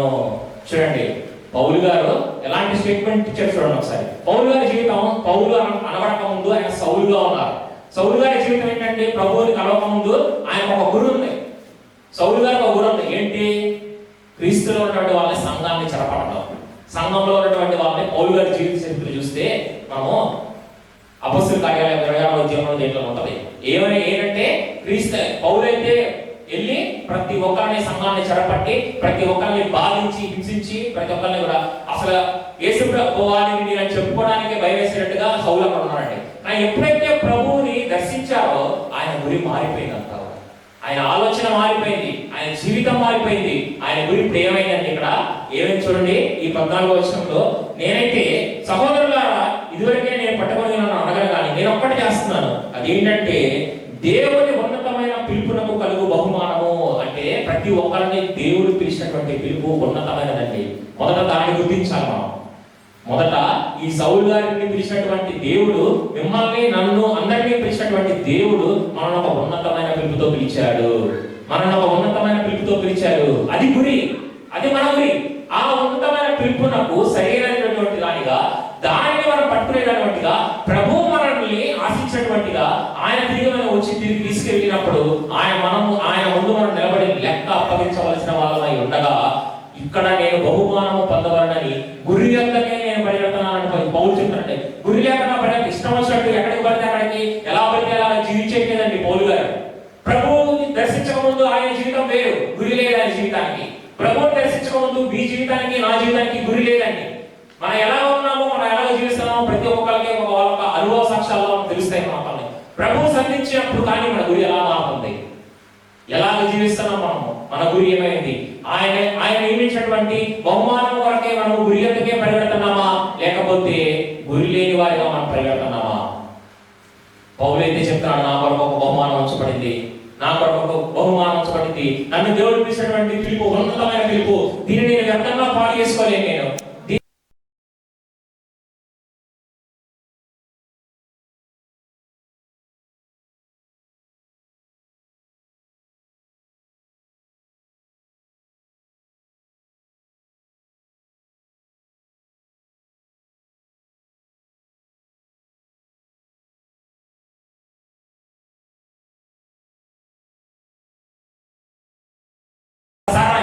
లేపని ప్రభు మనం అడిగినప్పుడు ప్రభు పేతురుని ఎలాగైతే పైకి లేపి మళ్ళీ గురి మార్గంలో పెట్టాడో, మనల్ని కూడా మార్గంలో పెట్టడానికి ప్రభు ఈరోజు రెడీగా ఉన్నాడు. ఈరోజు రెడీగా ఉన్నాడు ప్రభు మనల్ని గురి చూపించి గురి లేవనైతే పైకి మరలా సరైన మార్గంలో ఉంచడానికి. మనం రెడీగా ఉన్నామా కేట పెట్టడానికి? మనం రెడీగా ఉన్నామా? మన జీవితాల్లో ప్రభు ఆయన గురి తప్పిపోతున్నామని చెప్పగలుగుతున్నామా? నిలబడి ప్రార్థన చేసి హృదయమందరితో తప్పిపోతున్నాను ప్రభు, నా కుటుంబం తప్పిపోతున్నా ప్రభు. ఎంత ఫ్యామిలీ కాన్ఫరెన్స్ లో ఎంత వాక్యం అవ్వబడిందండి, ఎంత వాక్యం అవ్వబడింది. కుటుంబీకి అసలు కొంతమంది వచ్చారు, కొంతమంది రాలేకపోయారు, కొంతమంది పొద్దున వచ్చారు, కొంతమంది మధ్యాహ్నం వెళ్ళిపోయారు. వాక్యం ఇవ్వబడింది. గురి తప్పిపోతున్నటువంటి మన జీవితాన్ని, గురి తప్పిపోతున్నటువంటి మన కుటుంబాన్ని, గురి తప్పిపోతున్నటువంటి మన యవ్వనస్తులని, గురి తప్పిపోతున్నటువంటి మన పిల్లలని మరలా తిరిగి ఆ గురిలోనికి తీసుకుని వచ్చి మార్గంలో నిలబెట్టడానికి దేవ సేవకులు, దేవుని పిల్లలు, దేవుడు ఇవ్వవలసినవన్నీ ఇస్తున్నారండి మనకి. కానీ మనం వాటిని తీసుకుంటున్నామా? ఆ కేక మనం పెడుతున్నామా?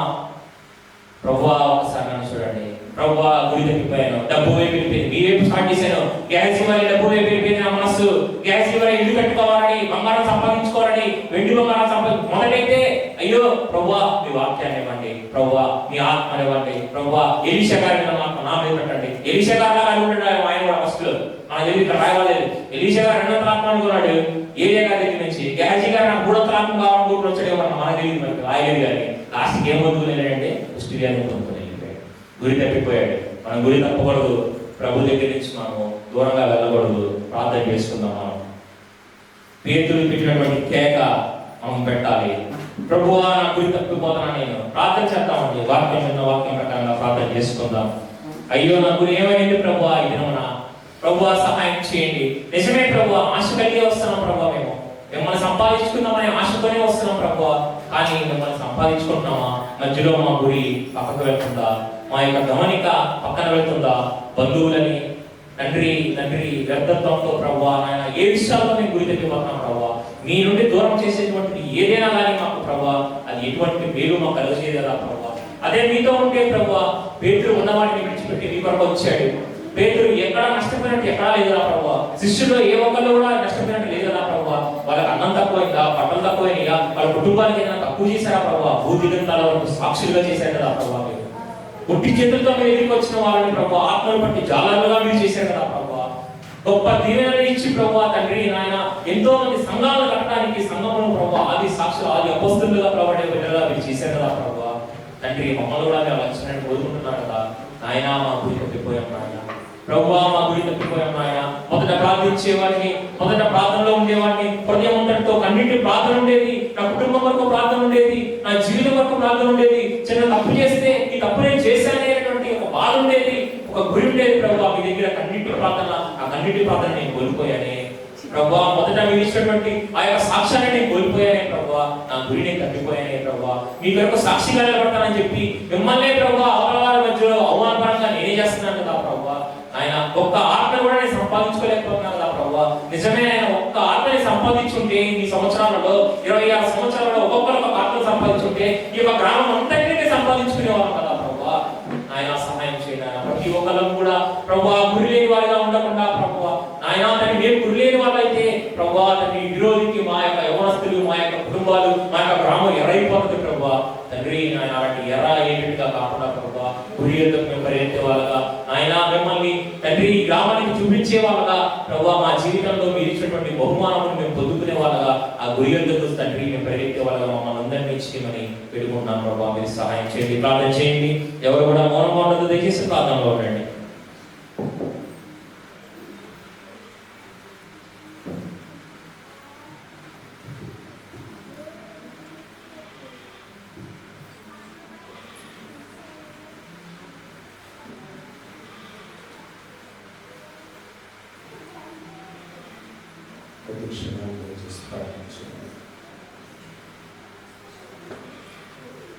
హల్లెలూయా పాడేదా ప్రభు నిన్ను కొనియాడేదా. హల్లెలూయా పాడేదా ప్రభు నిన్ను కొనియాడేదా. అన్ని వేళలందునా నిన్ను పూజించి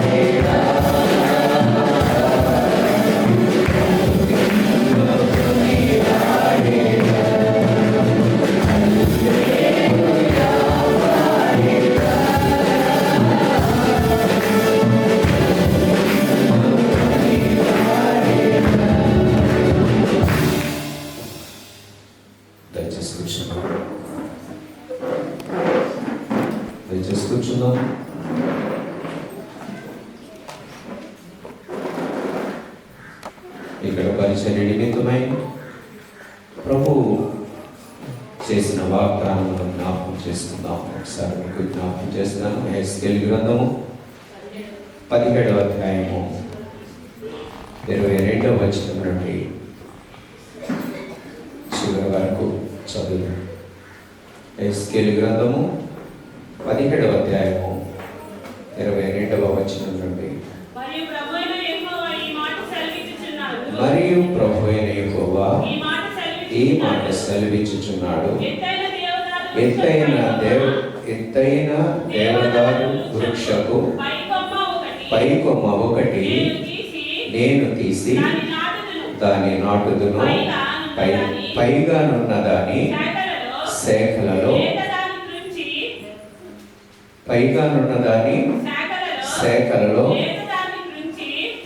లేత దానిని త్రుంచి అత్యున్నత పర్వతము మీద దాని నాటుదును.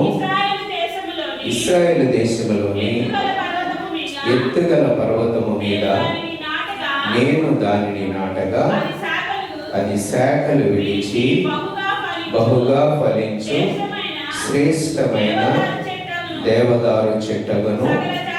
సకల జాతుల పక్షులను దానిలో గూళ్ళు కట్టుకొనును. దాని కొమ్మల నీడను అవి దాగును. మరియు యెహోవానగు నేనే ఘనమైన చెట్టును నీచమైన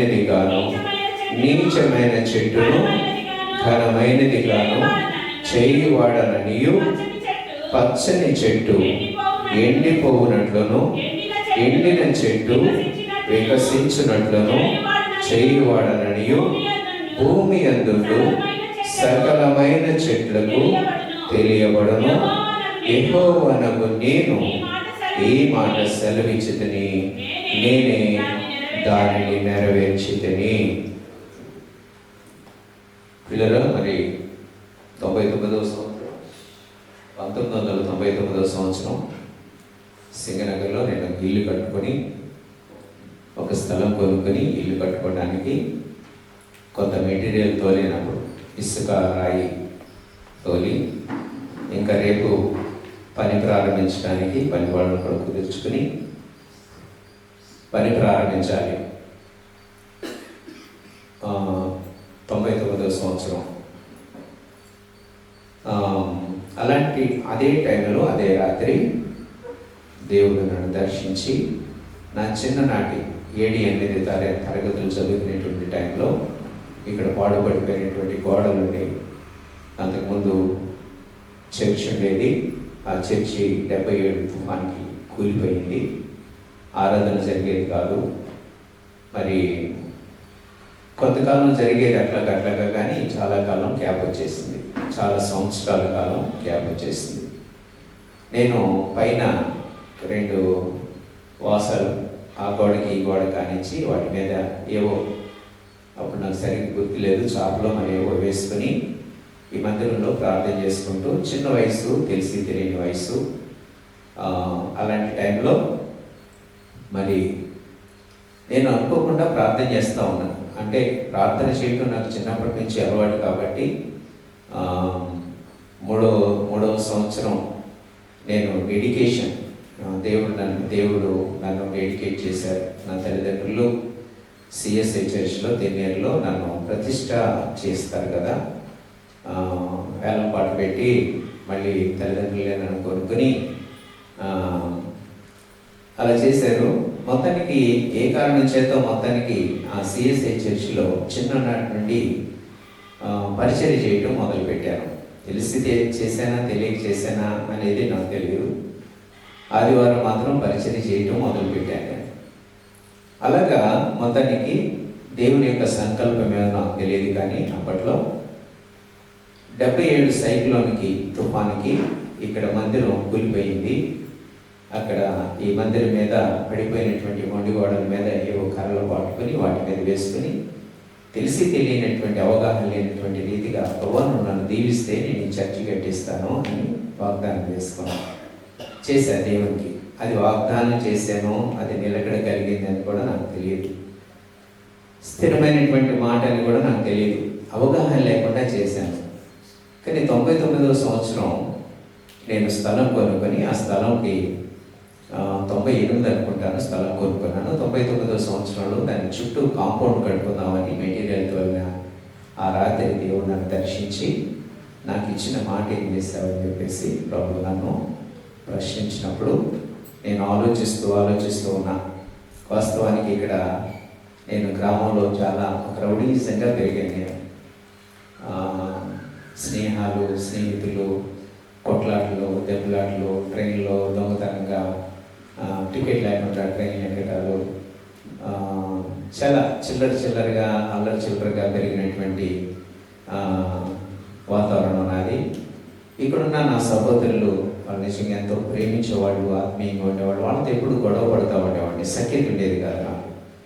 నేను కొంచెం ఎక్కువగా కనపరుచుకోవడానికి, ఉన్నదానికంటే ఎక్కువగా చూపించుకోవడానికి ప్రయత్నం చేస్తూ ఉండేవాడిని. వాళ్ళకి కోపం వస్తూ ఉండేది. నాతో ఎప్పుడు గొడవ పడుతూ ఉండేవాళ్ళు. నేను వాళ్ళతో కావాలని కూడా కొన్ని సందర్భాల్లో గొడవ పెట్టుకుంటూ ఉండేవాడిని. అంటే నాకున్న స్నేహ బలం అట్లాంటిది కాబట్టి ఎవరితో కూడా నాకు సఖ్యత లేదు. ఏ ఒక్కరితో సఖ్యత లేదు. నా రక్త సంబంధులే అయినప్పటికీ కూడా దేవుడు ఎప్పుడైతే పిలిపించి నాకు ఇచ్చిన మాట ఏం చేస్తావు, నువ్వు ఇల్లు కట్టుకోవడానికి ప్రయత్నం చేస్తున్నావు చెప్పినప్పుడు మరి నేను వెంటనే ఇంకా నేను ఆ మెటీరియల్ అక్కడ పెట్టేశాను. దాన్ని మళ్ళీ ఎన్నడూ దాన్ని చూడలేదు. దేవుని మందిరం నిర్మించాలనేటువంటి ఆసక్తి కలిగి ఇక్కడికి వచ్చాను. ఇక్కడికి వచ్చి మొట్టమొదటిగా నాకు బాగా బద్ధశత్రువులైన సిల్లురాజు అనేదో కలుసుకున్నాను. అంటే మా ఇద్దరికి మధ్య వ్యక్తిగతంగా శత్రుత్వం ఉండదు, మనసులో మాత్రం ఆయనకేమో నాకు తెలియదు, కానీ నా మీద ఆయనకి ఎలాంటి భావం ఉందో నాకు తెలియదు, కానీ నాకైతే మాత్రం అన్నిటికీ ఆటంకంగా ఉండేటువంటి విధానం అది. దానిలో అన్నయ్య ఉండేవాడు. వీళ్ళిద్దరూ చాలా బద్ధశత్రువులు. అంటే మా కొంచెం నా కుటుంబం కొంచెం చదువుకోవటం, కొంచెం ఒక ఉద్యోగాలు అట్లా రకరకాలుగా సెటిల్ అవటం, సంథింగ్ ఏదో మొత్తానికి ఏదో జరిగింది. దేవుడు నా తల్లిదండ్రి ప్రార్థనను బట్టి మరి కుటుంబాన్ని అందరినీ చక్కగా ఒక మంచి స్థితికి తీసుకెళ్ళాడు. నేనైతే అంత ఎదిగినటువంటి వాడిని కాకపోయినప్పటికీ కూడా నా ముందున్నటువంటి వాళ్ళని బట్టి నేను ఇస్తూ ఉండేవాడిని. చీటికి మాటికి గొడవ పెట్టుకుంటూ ఉండేవాడిని. అలాంటి పరిస్థితుల్లో సిల్లురాజు అనే దగ్గరికి వచ్చి ఆయనకి నాకు అంత సన్నిహితమైనటువంటి వాతావరణం లేదు.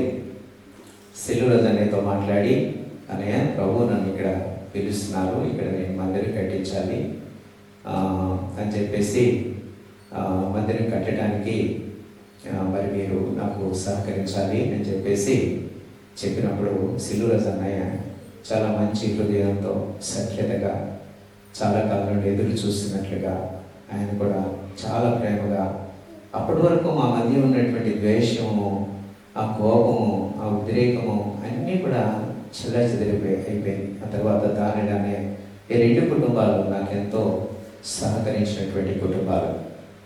ఇద్దరు భార్యాభర్తలు ఇద్దరు.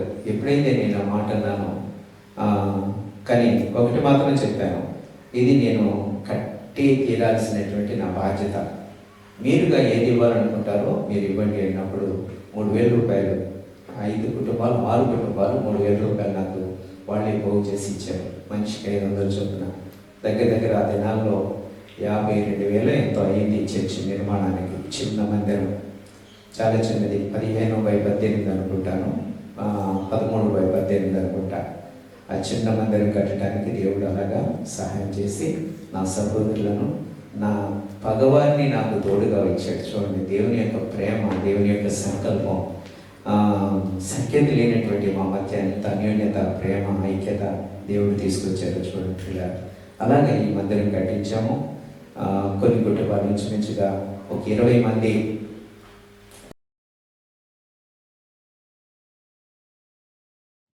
ఆ మందిరం సరిపడినప్పుడు మరి మనకు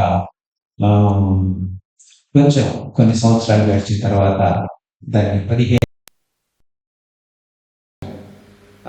రెండవ స్టెప్ అది. తర్వాత మరి ప్రాంతాల నుండి కొంతమంది దేవుని సన్నిధికి రావటం మొదలుపెట్టారు. సంఘం పెరిగినప్పుడు అప్పుడున్నటువంటి మందిరం, రెండో మందిరం కూడా సరిపోయినప్పుడు దేవుని సన్నిధిలో కనిపెట్టి ప్రార్థన చేసి విశ్వాసంతో మేము ఇది మనం కట్టుకున్నట్లుగా దేవుడు మనకి ఇచ్చినటువంటి గొప్ప స్వాస్థ్యము దేవుని యొక్క మందిరం. మరి మూడవసారి ఈ విశాలమైనటువంటి మందిరం ప్రభు మనకి ఇచ్చారు. కాబట్టి వీటన్నిటిని బట్టి మనం అతిశయించాల్సింది కాదు. ఇది నేను అనుకునేటువంటి గొప్ప మనకి కాదు. ఇది దేవుడు మనల్ని ప్రేమించి మనము దేవునికి దగ్గరగా రావడానికి దేవుని సన్నిధిలో మనల్ని ప్రభు దీవించదలుచుకున్నారు. కాబట్టి దేవుడు మన ద్వారా మనం అసలు అర్హులు కాము. దేవుని మందిర పనిలో కనీసం చిటికిని వెళ్ళి పెట్టడానికి కూడా మనకు అర్హత లేదు. మన చేతులు పాపముతో, కల్మషముతో, కపటముతో మన మనసులు నిండి ఉన్నటువంటివి. అటువంటి మనల్ని, చెడిపోయినటువంటి మనల్ని దేవుని యొక్క పని కొరకు ప్రతిష్ఠించుకున్నారు. దేవుని పని కొరకు ఏర్పరచుకున్నారు. ఏర్పరచుకోవడమే కాదు, ఆ పని జరగడానికి మనల్ని ప్రోత్సహిస్తూ మనల్ని కొనసాగిస్తూ ఉన్నారు. కాబట్టి దయచేసి మరి 26 సంవత్సరాలు ఇప్పటికీ దేవుడు తన కృపా సంకల్పంలో మనల్ని అంచెలంచెలుగా దీవించి కుటుంబంలో అన్నీ దీవించబడిన క్రీడ. ఆ 2 కుటుంబాలు లోబడిన తర్వాత అనేక మంది మరి గ్రామంలో నుండి, చుట్టుపక్కల గ్రామాల్లో నుండి మరి దేవుని మహాకృపను బట్టి మరి పూర్తిగా హైందవ గ్రామం అయినప్పటికీ కూడా దేవుని యొక్క ప్రణాళిక, దేవుని యొక్క ఏర్పాటు ఉన్నతమైంది. కాబట్టి మరి ఆయనే ఆత్మలను నడిపించుకుంటూ, ఆయనే మనుషుల్ని ఆకర్షించుకుంటూ దేవుని సన్నిధికి తెచ్చి మరి మనతో ఆయన వ్యవహరిస్తూ ఉన్నారు. కాబట్టి మనము ప్రత్యేకంగా ఈరోజు జ్ఞాపకం చేసుకుందాం. దయచేసి అందరూ లేచి నిలబడి ప్రార్థన చేద్దాం. ప్రభుకి కృతజ్ఞతలు చెల్లించుకుందాం. ఇదిగో ప్రభువా, ఈ ప్రాంతంలో, ఈ ప్రాంగణంలో నేను నా కుటుంబం దీవించబడ్డాము. ఆ యొక్క అవగాహన ఉండినటువంటి వాళ్ళు దయచేసి ప్రార్థన చేయండి. దేవునికి కృతజ్ఞతలు మాత్రమే చెల్లించండి, స్తుతించండి. నువ్వు ఎంత మేలు పొందావో నీకు తెలుసు, నీ కుటుంబానికి తెలుసు. దయచేసి నీ బిడ్డల్ని ప్రభు ఎలాగా ఈ దేవుని యొక్క మందిర ప్రాకారంలో నీ పిల్లల్ని ఎలాగ సురక్షితంగా కాపాడుతున్నారు, ఆయన పెంచుతున్నారు, పోషిస్తున్నారు. ఎన్నో రీతిలుగా ఒక చిన్న మారుమూల ప్రాంతమే అయినప్పటికీ కూడా మరి కనీసం ఒక 2000 జనాభా కూడా లేనటువంటి ఈ చిన్న హైందవ గ్రామంలో దేవుడు తన యొక్క మహా కనికరమును బట్టి మరి మనకి ఇటువంటి చక్కటి విశాలమైన ఏర్పాటు ప్రభు చేసి అనేకులు వచ్చి ఆరాధించడానికి మరి దేవుడు మనకి చూపిన కృప బాహుళ్యతను బట్టి మన కుటుంబాలు ఎన్ని రీతిలుగా దీవించబడి అంటే చాలా ఆశ్చర్యంగా. చిన్నప్పుడు తినడానికి ముందు దొరికేది కాదు, ఉండటానికి సరైన ఇల్లు ఉండేది కాదు. ఈరోజు అందరూ కూడా చక్కగా చాలా మట్టుకు 99% అందరూ కూడా చక్కటి మంచి ఇళ్ళు, మంచి నివాసాలు. అప్పట్లో కరెంట్ ఉండేది కాదు ఇళ్ళలో కూడా. ఒక 2, 3, 4, 5 ఇళ్లలో మాత్రం కరెంట్ ఉండేది. ఆ టైంలో నేను కూడా మా ఇంటికి కరెంట్ పెట్టుకున్నాను. మరి అంత వెనుకబడిపోయినటువంటి ఈ యొక్క ప్రాంతంలో దేవుడు తన కృప చొప్పున ఇక్కడ సేవను కొనసాగించడానికి ప్రభువు చేసిన మేలు కొరకు, ఆయన చూపుతున్న సమస్తమైన కృప ఆదరణ కొరకు మనందరం లేచి నిలబడి దేవునికి కృతజ్ఞతలు చెల్లించుకుందాం. ఈ టైంలో మన ఫ్రాన్సిస్ గారు వచ్చి ప్రార్థన చేస్తారు. దయచేసి ప్రార్థన చేయండి. నోరు తెరిచి దేవునికి స్తుతి చెల్లించండి, స్తుతి మాత్రమే చెల్లించండి. ఇటువంటి ఏర్పాటు మనకి రాకపోతే ప్రభువా, నేను ఏమైపోయి ఉండేవాడిని, నేను ఎలా ఉండేవాడిని, నా జీవితం ఎలా ఉండేది, నేను కన్నా ఈ వెలుగు నేను సంపాదించుకోకపోతే నా బ్రతికంత చీకటిగా ఉండేది ప్రభు అని దయచేసి దేవుని అంటే మనం ప్రార్థన చేసుకుందాం. దయచేసి ప్రార్థన చేసుకుందాం. ప్రార్థనలో ఉండండి పిల్లలు. ఈరోజు కుటుంబాలన్నీ కూడా దేవుని యొక్క ప్రణాళిక చొప్పున ఆశీర్వదించబడిన కుటుంబాలుగా ఉన్నాయి. దేవుని యొక్క మహా సంకల్పంలో మరి అనేక మంది ఇంచుమించుగా దేవుడు మరి కొన్ని ప్రాంతాల నుండి తెచ్చి దేవుని యొక్క సంకల్పంలో మనల్ని కాపాడుచున్నందుకే దేవునికి కృతజ్ఞతాస్తుతులు చెల్లించుకుందాం. దయచేసి ప్రార్థన చేద్దాం. దయచేసి దేవునికి కృతజ్ఞతలు చెల్లించుకుందాం, స్తుతి చెల్లించుదాం. ఎవరు నోరు తెరవకుండా ఉండదు. దేవునికి స్తుతి చెల్లించకుండా ఎవరు కూడా ఉండదు. దయచేసి గట్టిగా స్వరమెత్తి గట్టిగా దేవునికి స్తుతి చెల్లించుకుందాం. ఆయన నామము స్తుతింపదగినటువంటి నామము, స్తుతులకు పాత్రుడు, స్తోత్రములకు అర్హుడు. ఆయనే మూలాధారము, ఆయనే ముఖ్యము, ఆయనే మూలము. సంఘము ఆయనది. ప్రియులారా, మీది నాది ఎవరిది కాదు. దేవుని మందిరము ఆయనది. ఆయనకి సర్వ హక్కులు ఈ మందిరం మీద ఉన్నాయి. కాబట్టి ఆయన సన్నిధిలో మనం ఉన్నాం కాబట్టి, ఆయన మనకి ఇచ్చారు కాబట్టి మరి కృతజ్ఞతతో దేవుని స్తుతించుదాం. స్తుతి చెల్లించండి. మౌనంగా ఉండదు, ఎవరు మౌనంగా ఉండదు. సహోదరులు సహోదరులు 26 సంవత్సరాలు మరి ప్రభు తన కృపా వాత్సల్యత మన పట్ల అధికంగా చూపించారు. ఆయన నమ్మదగిన వాడు, ఆయన మాత్రమే నమ్మదగినటువంటి వాడు. రెండు కుటుంబాలు ఇద్దరితో ప్రారంభించినటువంటి ఈ చిన్న పరిచర్య నేడు ఎంతగానో దేవుడు దీవించి దాన్ని విస్తరింపజేసి మరి కొన్ని దూర ప్రాంతాలను కూడా ఆయన మన ద్వారా తన వెలుగును తీసుకుని వెళ్ళడానికి ప్రభు సహాయం చేశారు. సమస్త ఘనత మహిమ ప్రభావాలు కూడా ఆయనకే చెందాలి. ఆయనకి ఆరోపించుకుంటూ మన ప్రభువుని బ్రతిమలాడుకుంటూ మన కుటుంబాల్లో పొందిన మేలును జ్ఞాపకం చేసుకొని మన పిల్లల్ని ప్రభు దీవించిన, మన కుటుంబాలను దీవించిన విధానాన్ని బట్టి దేవునికి హృదయపూర్వకమైనటువంటి కృతజ్ఞతాస్తుతులు చెల్లించుకుంటూ మనం దయచేసి ప్రార్థన చేద్దాం.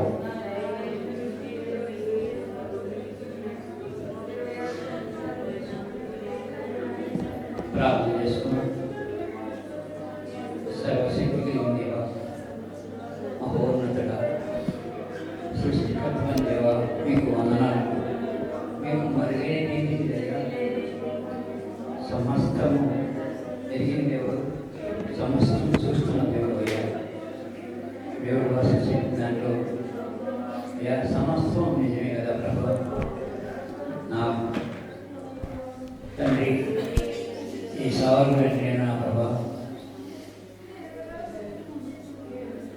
ఈ యొక్క అమ్మాయి గారి కుటుంబానికి కలుగు వచ్చినప్పుడు ఈ యొక్క మందిలో నా ప్రభా పడిపోయి ముందు కూడా అయ్యా ప్రభా, మీ కాలం పట్టుకొని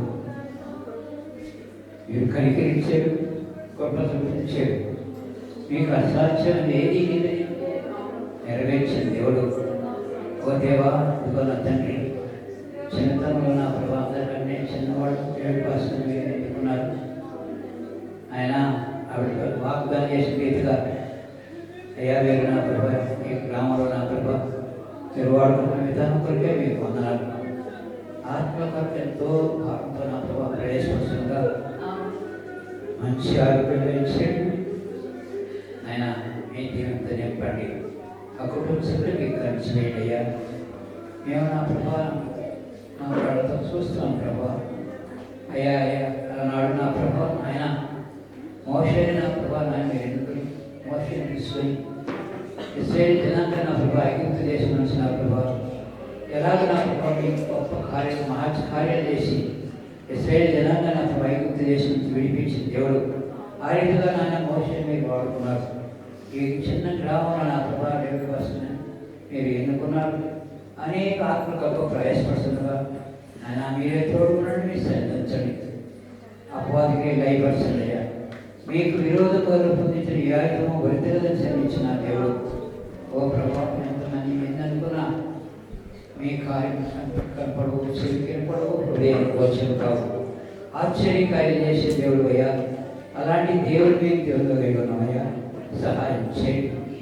ఓ పరిశుద్ధ ఆ చిన్న నా ప్రభా ముందు గొడవతో ఉన్న మందిరాన్ని ఇప్పుడు నా ప్రభా మీ పరిశుద్ధ మందిరంగా తీర్చిదిద్దిన దేవుడు తండ్రి. ఎక్కడ 3 రాజులు వారి మిత్రులను వాగ్దానం చేసి అన్నిటిగా నెరవేర్చారు. మీ మందిర ఆవరణలో ఒక్క దినం గడపటువంటి 1000 దినాలతో సమానం చెల్లించారు దేవా. మీ మందిరంలో ఈరోజు నాకు అనుకోకుండా మేము కూడా పాల్గొని భాగ్యం ఇచ్చింది దేవా. మీకు వందనాలు తండ్రి. సహాయం చేయండి. నేనే పట్టుబడి నా భక్తి పడవయ్యా. నాకు ఈ అవకాశం ఇచ్చేది, నాకు ధన్యత ఇచ్చేది మీకు వందనాలు అయ్యా. తండ్రి ఈరోజు నా ప్రభావం ఉన్న విధానం కొరకే వందనాలు. చిన్నవాడైనా నా ప్రభ ఎంతో విశ్వాసంతో నా ప్రభు నాయన చెప్పిన వాక్యం మన మనుషుల హృదయాల్లో నాటుకునేటట్టుగా ఆయన ఆ వాక్యాన్ని నా నాయన చెప్పినందుకు మీకు వందనాలు. అయ్యా విన్న వాక్య ప్రకారం మేము జీవించినట్టు చేయండి తండ్రి.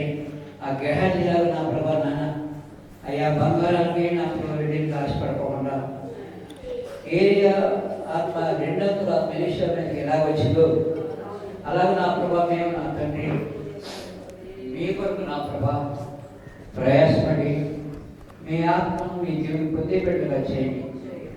వెంటనే కాదు ప్రభా విన్న వాక్య ప్రకారంగా జీవించాలి, క్రియలు చూపించాలయ్యా. అట్టి ధన్యత నాకు మాకు దయచేయమని ప్రభా ఇదిగో నా తండ్రి దేవుడిని రత్నాన్ని ప్రేమించిన గర్భఫలాన్ని జ్ఞాపకం చేసుకోండి. ఆవిడ చుట్టూ మీకు కంచి వేయమని మీరే తోడుకుని సహాయం చేయండి. అదే రీతిగా మరొక సంబంధం అందరూ జ్ఞాపకం చేసుకోండి, సంఘాన్ని అందరూ జ్ఞాపకం చేసుకొని మీ సన్నిధం అవుతుందని ఈ మందిరంలో ఉన్న ప్రతి బిడ్డను మీరు దీవించి సహాయం చేయమని ఈ ప్రార్థన మీ పాదన చేసుకోమని నజరేయుడైన యేసుక్రీస్తు పరిశుద్ధ నామమున ప్రార్థించి అడిగి వేడుకుంటున్నాం తండ్రి. ఆమేన్.